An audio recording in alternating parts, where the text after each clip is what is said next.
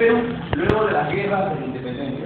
Proviene de qué voces latinas? Res publicus, lo que significa la cosa del pueblo, y se basa en las ideas de José Faustino Sánchez Calderón, que es el ideólogo de esta república, no produjo obviamente ninguna de la república, y además se basa en la división de poderes que plantea el famoso Barón de Montesquieu. O sea, en eso se basa: división de poderes, elecciones, república. Muy bien, acá la primera pregunta que se pueden hacer es: ¿cómo delimitó el Perú sus fronteras al iniciarse como república? ¿Ya? ¿Cómo delimitó el Perú sus fronteras? La respuesta es con dos principios romanos. A ver, ¿cuáles son esos principios romanos? El uti possidetis de iure, y el otro, ¿cómo se llama? La libertad, o libre determinación, perdón, de los pueblos. El uti possidetis de iure y la libre determinación de los pueblos. Uti possidetis significa: así como poseíais, seguirás poseyendo. Apúntalo, por favor. El uti possidetis significa: así como poseíais, seguirás poseyendo.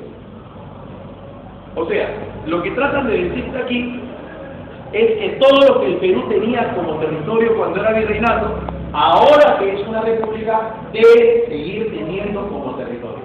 O sea, si durante el virreinato Lima era parte del Perú, ahora que es una república, Lima debe ser parte del Perú.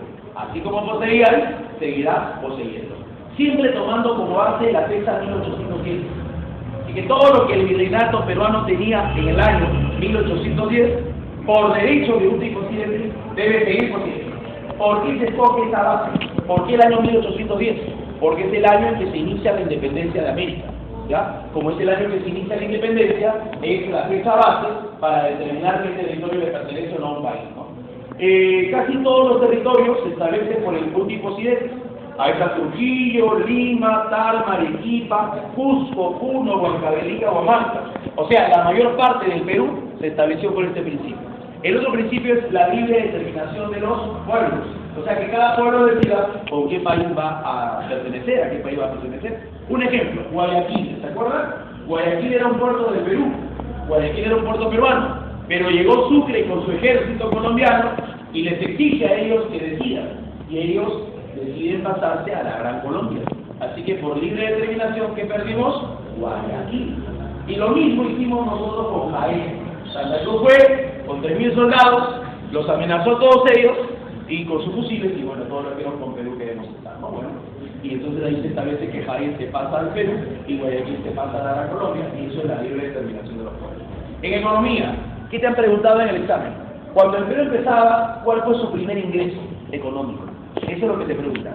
Cuando el Perú empezaba como república en 1827, principal ingreso económico, el tributo indígena, ¿no? La contribución personal. Ese es el principal ingreso. ¿A cuánto equivalía? Al 60% de todo el presupuesto nacional. Imagínense, un 60% del presupuesto nacional. ¿Ya?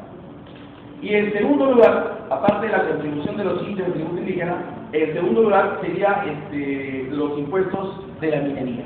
Lo del guano viene más adelante, acá el libro no está tan claro, es más adelante. Al iniciarse solamente es el tributo indígena, contribución personal, más los impuestos mineros. A ver, ¿cuál es el primer periodo de la historia republicana? Primer militarismo. Al costadito coloca primer periodo de la república. ¿Ya? Primer militarismo es el primer periodo de la república. Primer periodo de la república. ¿Ya? ¿Quién fue el primer presidente constitucional? Al toque. José de la Mata. ¿Ya? No se olviden estas tres preguntas. Primer presidente de facto, Rivagüero, por el motín de Balconcillo. Primer presidente constitucional, José de la Mata. Muy bien. La Mar gobierna entre el 27 y el 29. Salón, ¿cuál fue la constitución que dio José de la Mata? Ahí no está subrayada incluso, ¿no? La Constitución Liberal de 1828, subrayada. Apunta que es de modelo norteamericano, que imita mucho a los Estados Unidos, y se le llama como la madre de todas las constituciones, porque todas se basan en ella, la madre de todas las constituciones. Incluso hay problemas con Bolivia, y el Perú va a invadir Bolivia, va a sacar del poder a Sucre, y todo a través del Tratado de Piquita, ¿no? Bolívar va a hacer una guerra, y esa es la primera guerra. Así que no te olvides, preguntaron ahí, ¿cuál fue la primera guerra de la República? Y tú que contestabas ahí, ¿cuál fue la primera guerra de la República? La guerra contra la Gran Colombia, ¿no? Las causas: Bolívar ambicionaba quedarse con Tumbes, Jaén y Marinas, Y el pretexto fue pues que hemos expulsado a su cónsul armero y que habíamos intervenido en Bolivia, sea la guerra, ¿no? Guerra, tenemos dos campañas, la campaña marítima y la campaña terrestre. En marítima subraya donde vencimos, donde ganamos, Malpelo y Cruces. ¿Lo ubican ahí? Esos son dos combates, Malpelo y Cruces. Ganamos en esta guerra en la parte marítima, ya que el jefe era, George Martin dice que era un inglés, ¿no? Jefe de la primera guerra. Y en tierra perdemos en dos batallas. Apunta cuáles son las dos batallas: Saraguro y Portete de Tal. En esas dos batallas perdemos. Por esa razón, como ganamos en mar y perdemos en tierra, la mar decide negociar. ¿Y quién firmó? El convenio de Girón. ¿Ya? El convenio de Girón. Por esa razón, van a hacer un golpe de Estado en contra del convenio de Girón. ¿Quién da el golpe de Estado? Agustín Gamarra, ¿no? Desde Piura da el golpe de Estado. Y empieza lo que se ha llamado, apunta al costadito, el primer presidencialismo. Al costado de Gamarra coloca el primer presidencialismo. ¿Por qué al costado de Gamarra vas a colocar el primer presidencialismo? Porque es el primer presidente autoritario de la historia del Perú. El primer presidente autoritario de la historia del Perú. ¿Ya? Firma el alto al fuego, que es el armisticio de Piura con Colombia, y finalmente el tratado que pone fin a la guerra, ¿no? ¿Qué tratado puso fin a la guerra con la Gran Colombia? La Rea Guardia, que arregla todos los límites con la Gran Colombia, ¿no? También hay que decir que en 1830 muere Bolívar y a la muerte de la Gran Colombia se disuelve y aparecen Venezuela, Ecuador, Colombia, ¿no? Y se firma con Ecuador el primer tratado de límites que se llama Pando Noboa. Gamarra también crea el departamento de Amazonas, el puerto del Cerro Azul, hace la ley de reforma militar y declara obligatorio el uso de la moneda peruana. Hubo tratados con Bolivia como el de Tiquina y Arequipa, ¿no? Pero nunca se olviden que en la época de Gamarra él gobierna con su esposa, lo que estamos viviendo ahora, ¿no? Nadine y Ollanta, ¿no? Pero antes era peor. ¿Quién era la esposa de Gamarra?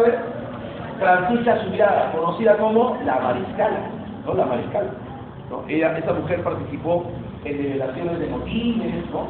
Participó en la invasión de Bolivia. Era una mujer pues que montaba a caballo y disparaba, ¿no? Disparaba arcabuz y armas, ¿no? Fusiles. Claro, era muy brava esta tía, la Mariscala, ¿ya? Dice ahí, segundo debate político. A ver, esto sí lo explicamos acá, mirando acá. Ya no miren el cuaderno, solamente miren al profesor. A ver, ¿cuántos debates políticos hubo en la historia peruana? ¿Cuántos debates? Tres debates. El primer debate político se dio en el gobierno de qué personaje? San Martín, el profesorado, lo vimos ayer. ¿Y en qué consistía el debate? ¿Cuál debe ser la forma de gobierno del Perú? Uno decía una república, otro decía una monarquía. Ese es el primer debate. ¿Quién ganó el primer debate? La república. ¿Ya? La república.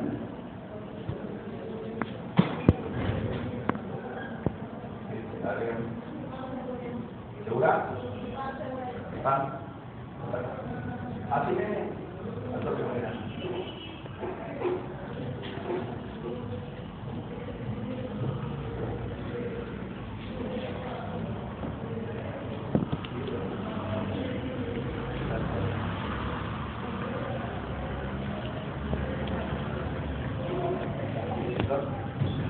el segundo debate político se da en el gobierno de Gamarra. ¿Cuál es la pregunta del debate? ¿Cómo debe ser la república? ¿Qué características debe tener esa república? Perdón, ¿cuántos poderes tiene la república? Rápido. Tres: el ejecutivo, el legislativo y el judicial. El ejecutivo es el presidente y ministro, el legislativo es el Congreso y judicial es la Corte Suprema, el juzgado de Estado. ¿Ok? Según la teoría, los tres poderes deben tener su equilibrio, ¿no? O sea, el presidente tiene el mismo peso que el Congreso y el Congreso el mismo peso que el Poder Judicial. Esa es la teoría de concesión. Equilibrio de poder. Pero los peruanos somos muy imbéciles en ese sentido, ¿no? Nunca aplicamos las cosas bien. Siempre lo interpretamos. Qué raro, ¿no? Los liberales, por ejemplo, ¿qué decían? Los liberales decían que de estos tres poderes, el más importante debe ser el Congreso. Que el Congreso debe gobernar. Que el legislativo debe tomar el poder. Es el primer poder del Estado. Presidente, un anexo. Presidente, alguien que cumple lo que dice el Congreso. Presidente, un PD, un Ollanta, un mandado. Eso es lo que piden los liberales. Entonces, cuando te pregunten a ti, los liberales, ¿qué tipo de ejecutivo proponen?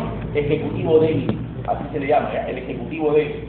Los liberales proponen que ¿quién debe gobernar? Vamos, el Congreso. Esos son los liberales. Mientras que los conservadores proponen que de los tres poderes, el más importante que sea, el poder ejecutivo. Por eso proponen un ejecutivo fuerte. De ahí que lo llamen a estos conservadores autoritarios. ¿Entendieron? Vuelvo a repetir. A ver, el segundo debate político del Perú se da en el gobierno de ¿qué personaje? Gamarra. Consiste en plantearse la discusión, ¿cómo debe ser la república? ¿Quién propone la república presidencialista? Ejecutivo fuerte, los conservadores. ¿Y quiénes proponen la república parlamentarista? Los liberales. Muy bien, la pregunta es, ¿cuál de estos dos ganó el debate?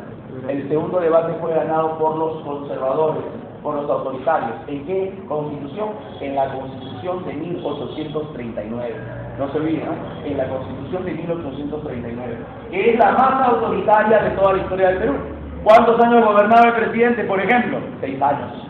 6 años. No había vicepresidente. Y el presidente elegía a los jefes de cada ciudad o prefectos a dedo. O sea, el poder del presidente era extraordinario, ¿no? Podía cerrar el Congreso a la hora que le dé la gana. Y sobre todo, para tener los más altos cargos del Estado, tenías que tener más de 40 años.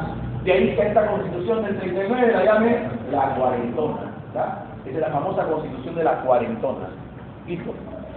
Ahora, vendría luego el gobierno de José Luis de Orbegoso, ¿no? Orbegoso dio otra constitución. ¿Cuál fue la constitución que dio Orbegoso? La Constitución Liberal de 1834. La Constitución Liberal de 1834, ¿no? Recuerda que como Orbegoso se dio la Primera Guerra Civil. A ver, ¿quiénes se enfrentan en la Primera Guerra Civil? A Pedro Bermúdez con Orbegoso, liberales y conservadores. Y esta guerra civil termina con el abrazo de Mackinway, que es un acuerdo de paz entre las dos facciones, ¿no? Y después de este acuerdo de paz vendría lo que se conoce como la invasión boliviana y por supuesto la Confederación Peruano-Boliviana. ¿Ya? A ver, datos sueltos acá para ir avanzando. ¿Quién es el presidente más joven del Perú? Salaverry. ¿Cuántos años tenía cuando tomó el poder? 26. 28 años. 28 años, ¿ya? Es el presidente de facto más joven de la historia peruana. ¿Dónde dio el golpe de Estado Salaverry? A ver, desde los castillos del Real Felipe del Callao. Desde ahí es donde le va a dar un golpe de Estado. Desde los castillos del Real Felipe del Callao. Muy bien. ¿Quién es el ideólogo de unir Perú y Bolivia? La Confederación Peruano-Boliviana. Santa Cruz, no se olviden. ¿Cómo lo llamaban los literatos de la época? El Cholo Getón, el Indio Getón, o el Gen, ¿cómo lo llaman a él? A ver, Getis Khan, ¿no? El Getis Khan o el Alejandro Guanaco de América. ¿Cuántos estados integraba la Confederación? ¿Cuántos estados? 3 estados. El estado norperuano, el estado subperuano y el estado boliviano. 3 estados, ¿no? ¿Con qué congreso se organiza la Confederación Peruano-Boliviana? El Congreso de Tacna, ¿ya? Con el Congreso de Tacna, que se firma un documento llamado el Pacto de Tacna. ¿A quién se le nombra supremo protector, el jefe de la Confederación? A Santa Cruz. ¿Quiénes son los enemigos de esta Confederación, rápido? Chile, Argentina y los emigrados. ¿Y por qué tanto odian a la Confederación? Por la ley de puertos libres que afecta a sus intereses, económicos. Por eso Chile y Argentina mandan las expediciones restauradoras. ¿Cuántos fueron? 2. ¿Y en qué batalla derrotaron a la Confederación Peruano-Boliviana? ¿A toque? ¿En qué batalla? En la batalla de Yungay, conocida también como Pan de Azúcar. En esas 2 batallas se va a destruir a la Confederación Peruano-Boliviana, ¿ya? En la batalla de Yungay. ¿Y quién vuelve al poder? Gamarra. Por eso a su segundo gobierno, ¿cómo se le llama? La restauración, ¿no? Así que la restauración es el segundo gobierno de Gamarra. Importancia de la restauración del segundo gobierno de Gamarra: la Constitución de Huancayo, la cuarentona. ¿Qué más, muchachos? El inicio de la explotación del guano con el sistema de arriendo, el contrato Quirós. El inicio de la navegación a vapor también se da con Gamarra. Además de la fundación del comercio, ¿no? Se funda el comercio. Se funda también, ¿qué otra cosa? El Colegio Guadalupe. Ahí está con la restauración. Lamentablemente Gamarra, en este gobierno de la restauración, invade Bolivia y va a ser asesinado en la batalla de Quincal. Y en medio de este conflicto matan al presidente y se inicia en el Perú un periodo que se llama la anarquía militar, un desorden total, ¿no? Todos querían ser presidentes. Hasta Francisco Vidal Laos se convirtió en presidente de la anarquía. De todos estos anárquicos, quien toma el poder va a ser Ignacio de Vivanco. ¿Cómo se llama este gobierno? El gobierno se conoce con el nombre de El Directorio. Y este directorio va a ser destruido por Ramón. ¿Por qué personaje, muchachos? por Ramón Castilla, iniciándose una etapa que se llama la era del guano, ¿ya? Saquen sus libritos, vamos a ver claves.